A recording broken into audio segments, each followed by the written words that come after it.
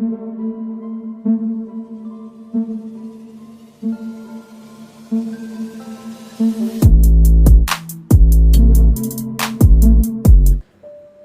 दोस्तों, scary story official में आप सबका स्वागत है।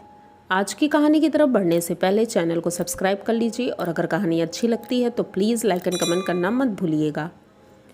तो देर नहीं करेंगे, आज की कहानी की तरफ बढ़ेंगे। आज की कहानी 3 दोस्तों की है और एक ऐसी जगह की है जहाँ पर हमारे बच्चे रोज़ जाते हैं। तो बात है एक ऐसे स्कूल की जो कि बहुत ही ज़्यादा हॉन्टेड है। ये बात पहले नहीं पता थी किसी को। तो उस स्कूल में 3 बच्चे थे, निखिल, आदित्य और सचिन। ये तीनों पड़ोसी थे और बचपन के दोस्त थे। तीनों पढ़ने में भी बहुत अच्छे थे, लेकिन उनकी एक बहुत गलत आदत कहें या अच्छी आदत कहें, उनकी आदत थी कि लंच के बाद कभी भी फ्री टाइम में या क्लास बंक करके वो कहीं बाहर नहीं जाते थे, लेकिन हाँ, क्लास बंक करके बगीचे में जाते थे। जो स्कूल का पीछे बगीचा था, उस बगीचे में जाते थे और वहाँ पर आम के, अमरूद के, कई तरह के फलों के पेड़ थे। वहाँ पर जा कर के ये फल तोड़ते थे और वहीं पर अपना टाइम स्पेंड करते थे। तो ये बात स्कूल के टीचरों को पता थी, तो अक्सर इन लोगों को डांट पड़ती रहती थी। और इस बार टीचर ने बोला था कि इस बार अगर तुम लोग गए तो तुम्हारे गार्जियंस को बुलाएंगे और तुम्हें पनिशमेंट मिलेगी। अब तीनों बहुत डर गए थे और इन्होंने सोचा था कि अब नहीं जाएंगे। जबकि आप लोगों को नहीं पता है कि वो जो पेड़ थे वो इतना रिस्की जगह पे थे। पहली बात तो स्कूल की बाउंड्री जिसमें कांटे लगे हुए हैं, उसी के किनारे किनारे वो पेड़ थे और उसके बगल में एक झोपड़ी जैसा कुछ बना हुआ था। कच्ची थी वो, बहुत पुराने समय की बनी हुई थी। शायद कोई सिक्योरिटी गार्ड वहाँ रहता होगा, क्योंकि स्कूल बहुत पुराना था। तो वो सब एक साइड स्कूल के किनारे पड़ा था, उसकी ज़्यादा देख रेख भी नहीं होती थी, क्योंकि अब ये बात बच्चों को तो नहीं पता थी। अब जो भी रीजन हो, उधर ज़्यादा कोई नहीं जाता था। बस सिक्योरिटी गार्ड ये देखता था कि कोई बच्चा उधर ना जा पाए। ये पेड़ बहुत पुराने थे और बहुत बड़े बड़े पेड़ थे, तो बच्चों का मन उधर बहुत लगता था और किसी न किसी बहाने ये उधर पहुंच जाते थे। तो इस बार टीचरों ने सोचा कि मीटिंग में इनके जब मम्मी पापा आएंगे तो उनसे शिकायत करेंगे। अब तीनों बहुत सचेत हो गए और काफ़ी टाइम तक उधर नहीं गए। टीचरों ने भी सोचा चलो बच्चे सुधर गए हैं और अब ठीक है, कोई बात नहीं।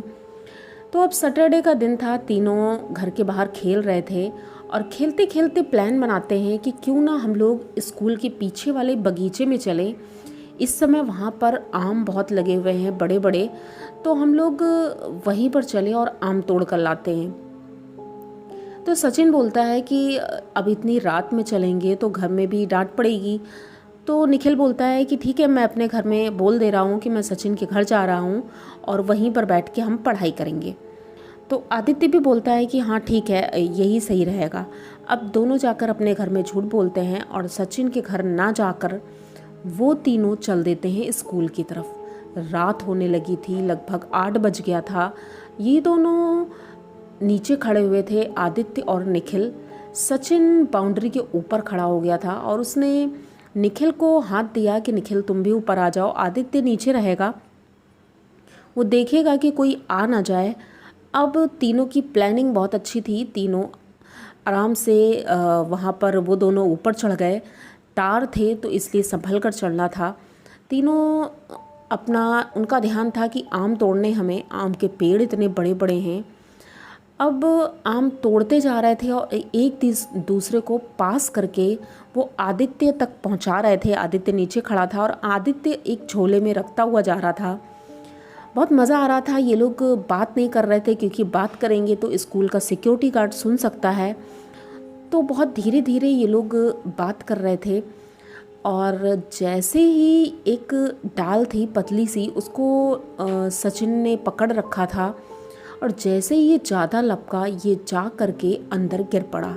अब वो बाउंड्री इतनी ऊंची थी कि अगर उधर गिर जाता है तो वहाँ से ऊपर चढ़ने का कोई साधन नहीं था। सचिन नीचे गिर पड़ा था और निखिल अब बहुत डर रहा था, वो उसे ऊपर खींच भी नहीं सकता था, इसलिए वो भी इधर से आदित्य की तरफ कूद जाता है और सचिन से बोलता है कि अब मैं तुम्हारी कोई हेल्प नहीं कर सकता हूँ, तुम अब जाओ सिक्योरिटी गार्ड के पास और वहीं से माफ़ी मांगो या कुछ भी करो, किसी भी बहाने से तुम आ जाओ। तो अब सचिन वहाँ खड़े सोच ही रहा था पेड़ के पास, तभी उसने देखा कि बगल में जो झोपड़ी है वहाँ पर कुछ हलचल सी है, जैसे अंदर कोई है। तो ये धीरे धीरे बढ़ रहा था। उसने कहा अब जो भी हो सकता है कि वो मुझे डांटे, पकड़ ले, मारे और घर में शिकायत कर दे या कुछ भी होगा। तो वो धीरे धीरे उस झोपड़ी की तरफ बढ़ रहा था, तभी उसने देखा उस झोपड़ी से एक आदमी निकलता है। वो बुजुर्ग था और वो सचिन की तरफ आ रहा था धीरे धीरे। सचिन ने जब गौर से उसको देखा तो देखते ही उसके हाथों से जो आम लिए थे उसने वो छूट गए, क्योंकि ये वही आदमी था जो आज से 2 साल पहले मर चुका था। वो स्कूल का सिक्योरिटी गार्ड था और 2 साल पहले उसकी मौत हो गई थी स्कूल में करंट लगने की वजह से। और ये अब यहाँ कैसे दिख रहा है, ये सोच करके सचिन बहुत ज़्यादा डर जाता है। वो सचिन के सामने था और उसने सचिन से बोला कि तुम यहाँ क्या कर रहे हो। तो सचिन ने बोला कि अरे वो मैं आम तोड़ने आया था और गलती से इधर आ गया हूँ, तो प्लीज़ मुझे जाने दो, मैंने कुछ नहीं किया है। तो वो कहता है ठीक है, इस झोपड़ी के ऊपर से तुम निकल जाओ। तो वो कहता है लेकिन झोपड़ी तो टूट जाएगी। तो उसने कहा नहीं, झोपड़ी नहीं टूटेगी, तुम जाओ। तो ये उस झोपड़ी के ऊपर चढ़ता है और वहाँ से बाउंड्री के ऊपर चढ़ करके पीछे कूद जाता है। पीछे उसके दोस्त खड़े थे और ये जब उधर कूद जाता है तब ये अपने दोस्तों को बताता है। तो दोस्त सुन कर के ही इतना ज़्यादा डर जाते हैं, तीनों वहाँ से भागते हैं घर की ओर। जब घर पहुँचते हैं तो घर वाले पूछते हैं कि इतने आम कहाँ से आए। तो उन्होंने बताया कि वो हमारे स्कूल के बाहर एक पेड़ लगा हुआ है, वहाँ से हम तोड़ कर लाए हैं। चलो ठीक है, घर वालों ने भी ज़्यादा नहीं डांटा, थोड़ा बहुत डांटा, उसके बाद वो घर के अंदर चले गए। अब रात होने लगी थी, सचिन की तबीयत धीरे धीरे बिगड़नी शुरू हो गई थी, उसकी बुखार चढ़ गया था और बुखार की वजह से घर वाले परेशान हो गए थे। उसे डॉक्टर को दिखाया लेकिन बुखार उतर नहीं रहा था। दूसरे दिन भी सचिन स्कूल नहीं गया। तो टीचर्स का फ़ोन आया और उन्होंने पूछा तो इन्होंने बताया कि उसकी तबीयत ठीक नहीं है। तो अब टीचर्स को तो ज़्यादा कुछ पता नहीं था, तो उन्होंने कहा ठीक है कोई बात नहीं, उसको भाई डॉक्टर को दिखा देना, क्योंकि पढ़ने में बहुत अच्छा था सचिन, इसलिए टीचर्स भी उसका ध्यान रखते थे। अब इनके मम्मी पापा बहुत परेशान होते हैं। उसी रात सचिन जब सो रहा था तो उसने देखा कि उसकी जो कमरे की खिड़की है उस खिड़की को किसी ने नॉक किया है। तो सचिन उठकर बैठता है और खिड़की की तरफ देखता है तो खिड़की खुली हुई थी और खिड़की के बाहर वही सिक्योरिटी गार्ड खड़ा हुआ था, हाथ में ढेर सारे आम लिए था और सचिन की तरफ हाथ बढ़ाकर वो आम दे रहा था। सचिन अब उसे देख के इतना डर रहा था कि उसकी हिम्मत नहीं हो रही थी कि वो उठकर आम लेने जाए। वो चुपचाप लेट जाता है, उधर नहीं देखता है और तभी अचानक उसे ऐसा महसूस होता है उसके बेड के पीछे कोई खड़ा है। जब वो उठकर पीछे देखता है तो वो सिक्योरिटी गार्ड उसके रूम के अंदर था और आम उसके बेड के ऊपर थे। ये देख करके वो एकदम से चीखने लगता है। तभी उसकी मम्मी दौड़ कर आती हैं। वो देखती हैं कि ये चीख क्यों रहा है, लाइट ऑन करती हैं तो देखती हैं वो बेड के ऊपर बैठा हुआ है और उसके पास ढेर सारे आम हैं। तो सचिन पूरी बात अपनी मम्मी को बताता है, लेकिन मम्मी को ये बातें समझ में नहीं आ रही थी ये क्या बोल रहा है।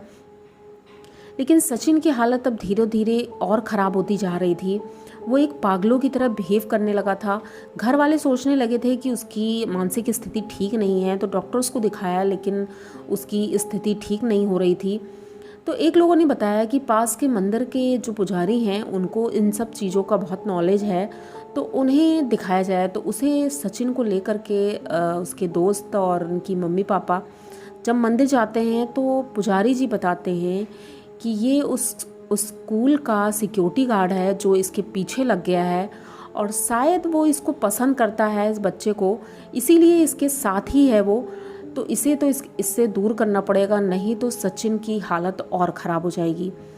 तो उनके घर वाले बोलते हैं ठीक है पुजारी जी, आप जो भी करें जल्दी करें, क्योंकि मेरा बेटा बहुत कमज़ोर होता जा रहा है, उसका वेट इतना कम हो गया था, कुछ खाता पीता नहीं था। तो पुजारी जी ने पूजा की और उसे कलावा बांधा, टीका लगाया हनुमान जी का। जिसके बाद से धीरे धीरे सचिन ठीक होने लगा था। लेकिन अब सचिन का नाम उस स्कूल से कटवा दिया गया था, क्योंकि अब उनके घर वाले नहीं चाहते थे कि सचिन दोबारा से स्कूल में जाए और उसके साथ ऐसा कुछ हो। और सचिन के साथ साथ उसके दोस्तों ने भी अपना स्कूल से नाम कटवाकर दूसरे स्कूल में नाम लिखवा लिया था और अब ये तीनों दूसरे स्कूल में जाते थे। तो सचिन का ये एक्सपीरियंस आप लोगों को कैसा लगा? अगर अच्छा लगा हो तो प्लीज़ चैनल को सब्सक्राइब करिए, लाइक कमेंट करिए, शेयर करिए और बने रहिए हमारे साथ। इसी तरह की नई और अनोखी कहानियाँ मैं लेके आती रहती हूँ। तो मिलते हैं फिर किसी नई कहानी में, तब तक के लिए डरते रहिए।